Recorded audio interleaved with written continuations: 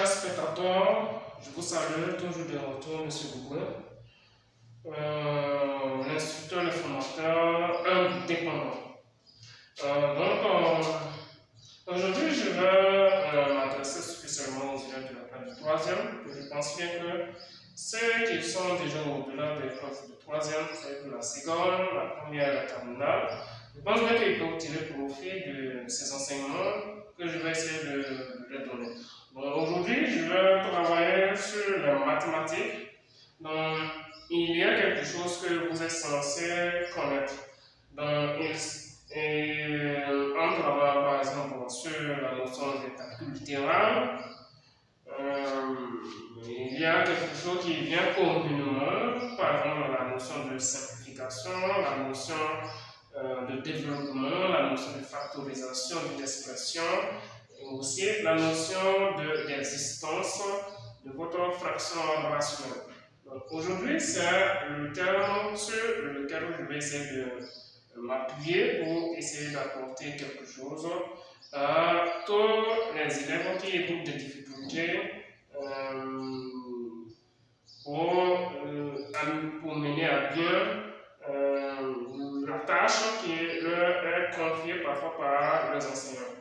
Donc, je pense bien aussi que les enseignants peuvent tirer aussi profit de ça, parce que c'est ça la chose la plus importante, c'est de comprendre ce que vous faites en réalité, de comprendre également ce que vous enseignez aux enfants. Ok, donc sans plus tarder, comme je l'ai dit tout à l'heure, je vais essayer de vous donner une fraction rationnelle sur laquelle nous allons travailler. Donc, pour la douleur, je vais vous donner ça, comme ça, donc, soit R, une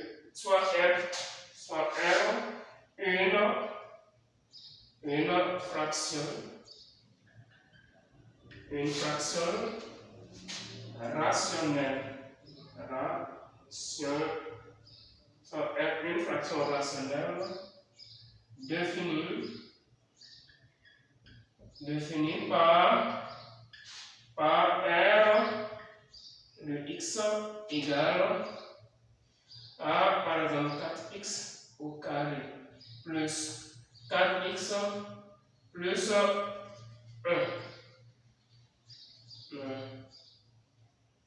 Plus 1. Ok, donc sur x plus 1, facteur de 2x plus 1 par exemple. Donc, voici une fraction rationnelle que je viens de mettre au tableau. Donc, il s'agit de 4x carré plus 4x plus 1 sur x plus 1, facteur de 2x plus 1. Ok. Donc, tout d'abord, il faudrait que je puisse donner au moins quelques détails aux élèves qui éprouvent des difficultés, qui ne savent pas en réalité ce que ça veut dire. Parce que chaque terme ici a une compréhension, a une signification. Donc, si vous n'avez pas cette compréhension, je pense que vous allez passer juste à côté. Donc, ici, d'abord, vous devez savoir que lorsqu'on vous parle de fraction rationnelle, c'est que c'est une quantité qui peut s'écrire comme cela, sous la forme A sur B. Donc, vous remarquez que ici, notre A, par exemple, c'est 4x carré plus 4x plus 1. Et notre B, c'est quoi? C'est x plus 1, facteur de 2x plus 1. Donc, voici comment est-ce que la chose est donnée. Donc, la chose à savoir, vous devez savoir que c'est la barre de fraction qui sépare les deux quantités. Donc, la quantité qui se trouve au-dessus de la barre de fraction est appelée numérateur de votre fraction rationnelle. Et le nombre, la quantité qui se trouve au-dessous de la barre de fraction est appelée quoi? Dénominateur de votre fraction rationnelle. Donc, on peut écrire cette quantité à condition que votre B là ne soit pas 0. L'existence de cette quantité va dépendre du dénominateur. Notre dénominateur B ici, c'est quoi dans la condition ici? C'est x plus 1, facteur de 2x plus 1. Donc, c'est l'élément fondamental sur lequel vous devez vraiment vous appuyer si vous voulez réussir à pouvoir travailler dans les conditions qu'il faut. Ok, donc, la question qu'on peut vous poser, souvent quand on vous donne des choses comme ça, l'objectif ici c'est de chercher l'existence, ok? Donc la condition d'existence, vous pouvez déterminer les valeurs de la variable x pour laquelle votre fraction rationnelle R existe. Donc, je peux vous poser cette question comme une première question sur laquelle on va travailler. Donc, déterminant. Vous travaillez avec moi, c'est quoi je vous mets dedans.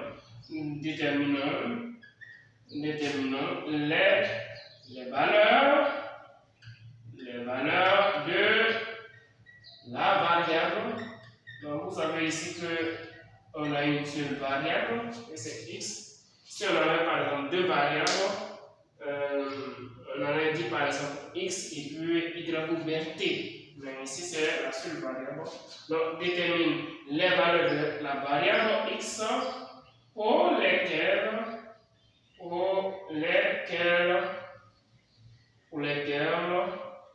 R de x existe. Donc, on cherche ici l'existence. Donc, probablement, il y a des fois où on peut vous poser même la question juste comme ça pour vous dire déterminer la condition d'existence tout simplement. Donc, comment vous devez faire? Tout à l'heure, je viens de vous expliquer. Donc, la fonction rationnelle est là peut exister à condition que quoi? À condition que votre dénominateur ici ne soit pas 0. Donc, vous devez dire simplement R de x ici existe si et seulement si. Donc, ici c'est S, 2S, I. Donc, ça veut dire si et seulement si. Donc, c'est une abréviation. Okay, donc, si et seulement si, votre dénominateur qui est x plus 1 facteur de 2x plus 1 ne soit pas 0. Donc, le dénominateur doit être différent de 0. Alors, il y a une chose aussi que vous devez savoir, pour vous qui êtes passionnés de la science, vous devez savoir que si on vous dit par exemple le produit de deux nombres différents de 0, vous devez savoir que chaque nombre de ce produit-là ne doit pas être 0. Donc, pour ce faire, vous aurez votre x plus 1 différent de 0.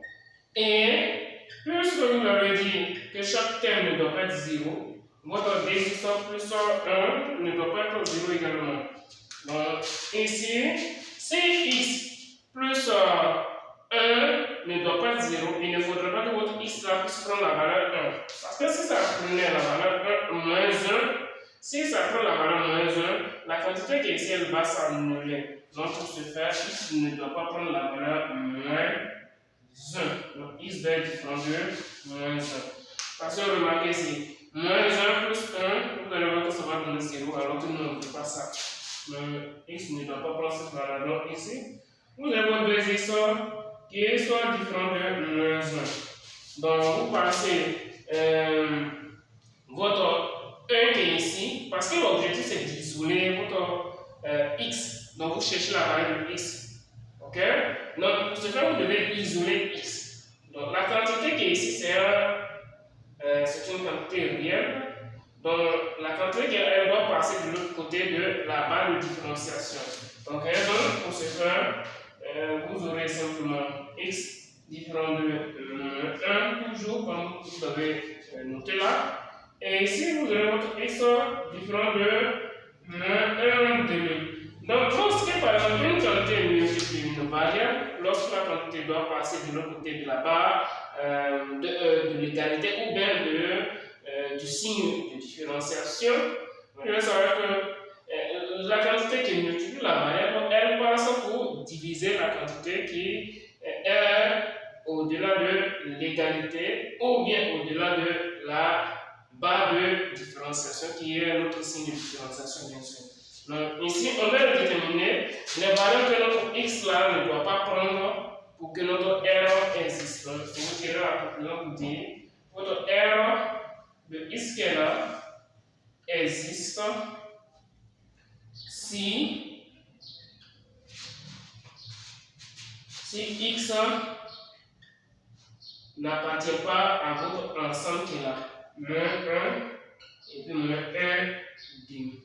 Donc voici un peu ce que vous êtes censé connaître. Donc je crois que c'est la chose la plus importante. Hormis ça, on peut vous demander par exemple de simplifier la quantité qui est là, votre R de x. Mais pour la simplification, vous devez savoir que vous devez avoir au moins un ou soit au moins un terme identique au numérateur et au dénominateur de votre fraction rationnelle pour que la simplification soit possible. Ok? Mais on ne simplifie que des produits. Ok? Si c'est une somme, vous devez transformer. Vous voyez qu'au numérateur, on a quoi? R de x qui est égal. Donc l'objectif ici c'est de simplifier. Donc simplification. Donc petit 2, simplification. Simplifiant R de x. Donc on va simplifier R de x en tenant compte de votre variable x qui ne doit pas appartenir à l'ensemble qui est là. Donc vous écrivez ça d'abord, vous écrivez x n'appartenant pas à l'ensemble moins 1 moins 1 demi. Alors ça vous donne droit de pouvoir faire quoi? De pouvoir écrire votre R de x comme ça, donc 4x carré plus 4x plus 1 sur x plus 1 facteur de 2x plus 1. Donc, lorsque vous allongez, vous allez voir que ça c'est un développement, ça c'est une somme, donc c'est un développement. C'est le développement de quoi? De 2x plus 1, le tout au carré. Donc sur x plus 1 facteur de votre 2x plus 1. Ok? Donc vous avez 2x plus 1 qui est répété au numérateur. Vous avez 2x plus 1 qui est répété au dénominateur. Donc vous pouvez simplifier par 2x plus 1. Puisque votre 2x plus 1, le tout au carré, c'est égal à 2x plus 1 multiplié par 2x plus 1. Donc, vous aurez ça comme produit de simplification. Donc, en termes de simplification, voici ce que vous obtenez. Ok? Donc, voici comment est-ce que vous devez travailler. Donc, chers spectateurs, je pense que vous avez apprécié le travail que je viens de faire. Donc, si vous avez aimé, vous pouvez liker et puis vous abonner à la chaîne. Et puis, en même temps, pour ceux qui souhaitent me contacter, vous me contacter. Ok? Si vous avez des choses que vous aimeriez que je puisse vraiment vous entretenir là-dessus, je pense que vous pouvez me contacter. Je vais vraiment répondre à vos préoccupations. Merci et